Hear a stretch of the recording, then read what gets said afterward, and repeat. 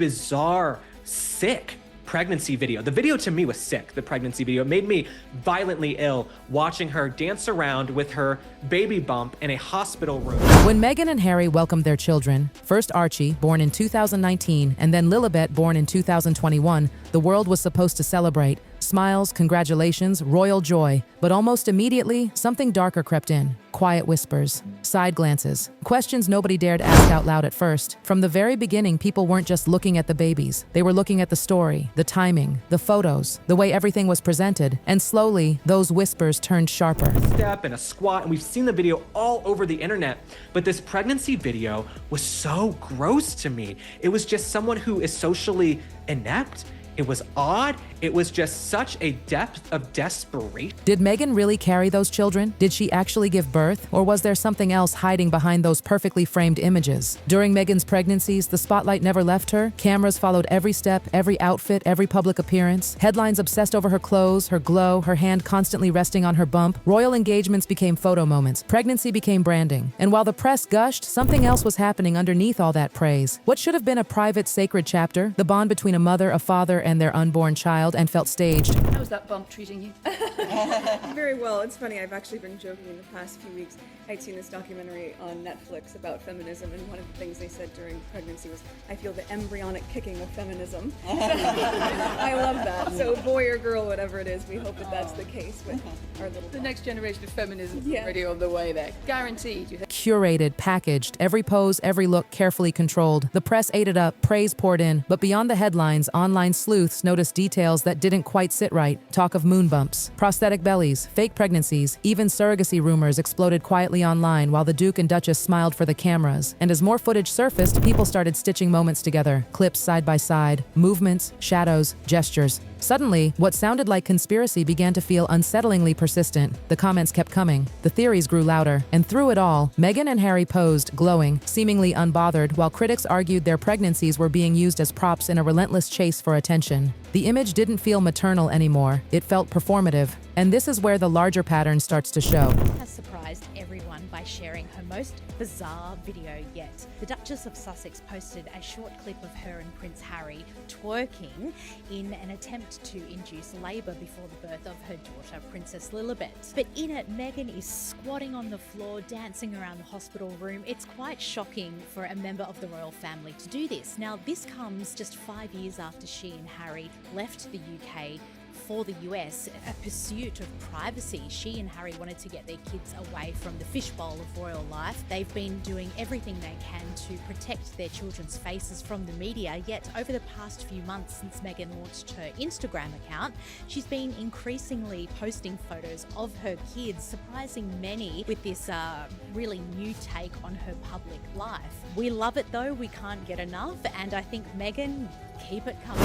Meghan wants the spotlight, but without the grind, the image, not the effort, the influence, not the work. It shows in her failed Netflix cooking show, awkward moments with so-called friends, stiff laughter, forced relatability. Reviews tore it apart. Viewers saw right through it. Her jam venture, another embarrassment. No buyers, no demand. Slapped together branding without substance. She starts ideas, rushes them out, and expects applause. But the world is catching on. The gloss is wearing thin. Then came the most bizarre moment yet, a video Meghan herself shared. Twerking in a hospital room, squatting, dancing, claiming it was to induce labor before Lilibet's birth. For a woman tied to the royal family, it shocked people. 5 years after fleeing the UK in the name of privacy, suddenly she's posting moments that scream attention. And this contradiction keeps growing. They said they wanted to protect their children, keep them out of the spotlight. Yet since Meghan relaunched Instagram, the kids appear more and more. Carefully framed, controlled glimpses, but glimpses nonetheless. So people started asking again. If she bends privacy when it suits her, would she bend reality too? She cries about the media, condemns it, yet thrives on it. The spotlight is her oxygen. Archie's birth raised eyebrows in ways no royal birth ever had before. No easel outside Buckingham Palace, no steps photo, no immediate announcement. The birth certificate changed months later. Meghan Meghan's name and title adjusted. The world learned through Instagram. Classic Sussex style. He was born at the Portland Hospital, not Frogmore Cottage as suggested. Meghan had spoken about wanting a home birth, but at 37, a hospital made sense. Still, protocols matter in royalty, and those protocols were broken. She didn't want to stand on the steps like Kate, didn't want the tradition. At first, people praised her for being modern, but now, people wonder if tradition wasn't broken for progress, but for concealment. Then came Lilibet. This pregnancy happened after Megxit. No longer working royals, living in California, no rules to follow, no obligations. They announced her birth nearly 2 days later, something impossible if they were still under royal protocol.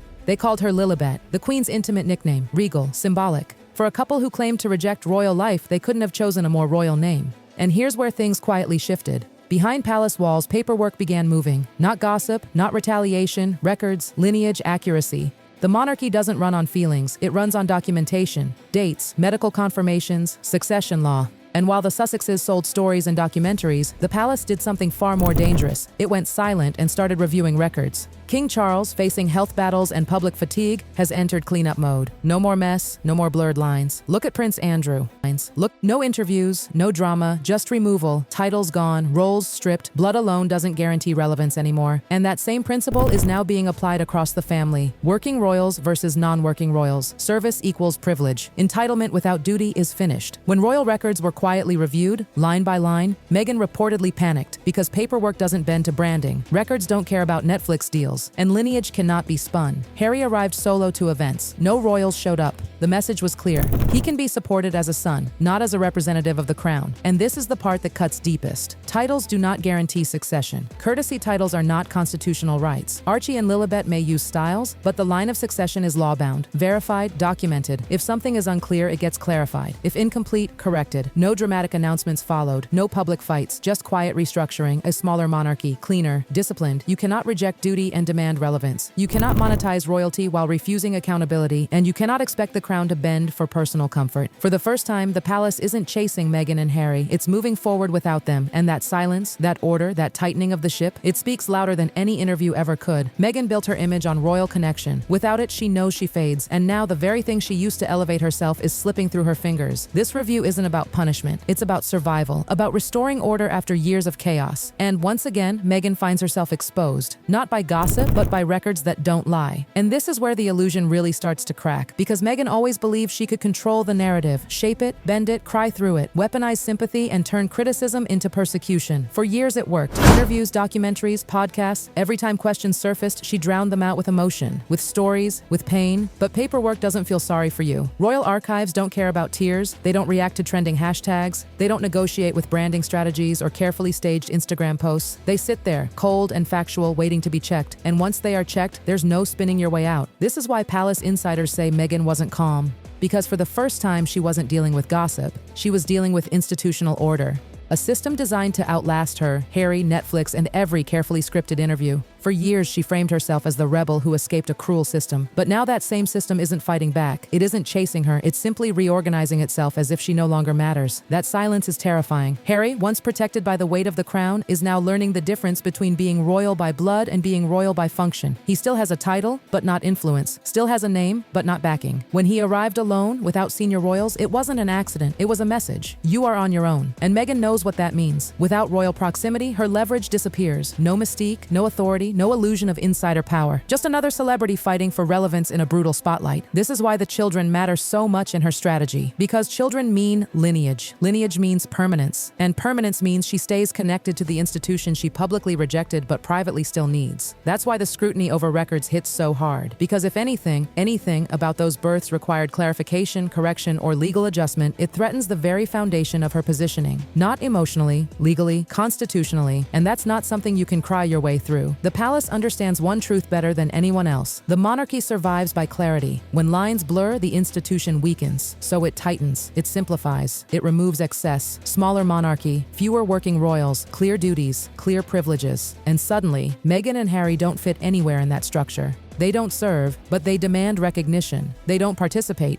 but they expect protection. They don't follow protocol, but they insist on titles. That contradiction can't exist forever. What's happening now isn't revenge, it's erasure. The most powerful move the crown can make. Not dramatic enough for headlines, but devastating in impact. No public war, no emotional rebuttals, just quiet confirmation of who belongs and who doesn't. Meghan once believed the world would always side with her, that the crown would be forced to bend under pressure. But history doesn't bend to individuals. Individuals bend to history.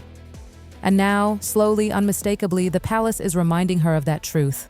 The spotlight she craves is fading, the leverage she relied on is weakening, and the institution she tried to outmaneuver is still standing, colder, cleaner, and completely unmoved. This isn't the end with fireworks, it's the end with silence. And for someone like Meghan Markle, silence is the loudest defeat of all. And the cruel irony in all of this is that Meghan always believed noise was power. She believed if she spoke louder, cried harder, accused faster, the world would bend. For a long time it did. Sympathy drowned out skepticism. Emotion silenced logic. Anyone who questioned her was labeled cruel, racist, heartless, or obsessed. But time has a way of stripping emotion out of the equation. What remains is evidence, records, order, and that's why this moment feels different. Because there's no press release to clap back at, no interview at a charm, no tearful confession that can rewrite history. The palace isn't debating her version of events. It's filing them away, correcting inconsistencies, and moving forward without her consent. That loss of control is devastating for someone who built an entire public identity around controlling perception. Harry, too, is waking up to the reality that walking away from the institution didn't weaken it. It weakened him. The protection he once took for granted is gone. The invisible safety net that caught him every time he stumbled no longer exists. He's still royal in name, but functionally sidelined. A reminder that royal life isn't about status, it's about service. And Meghan knows this is the crossroads she can't charm her way through, because relevance in Hollywood is fleeting, sympathy expires, and victimhood, once overused, stops working. Without the royal connection, she risks becoming exactly what she fears most, forgettable. This is why the palace's quiet restructuring hits so deeply. It removes the drama she thrives on. It denies her the fight she wants. There's no villain left to battle publicly, only a machine that continues without acknowledging her existence. That is the ultimate power move. The crown doesn't need to punish her, it only needs to outlast her. And it always does. Every generation tests the monarchy. Every era brings figures who believe they can bend it to their will. And every time, the institution survives by doing the same thing, tightening its rules, clarifying its boundaries, and letting individuals fade into footnotes.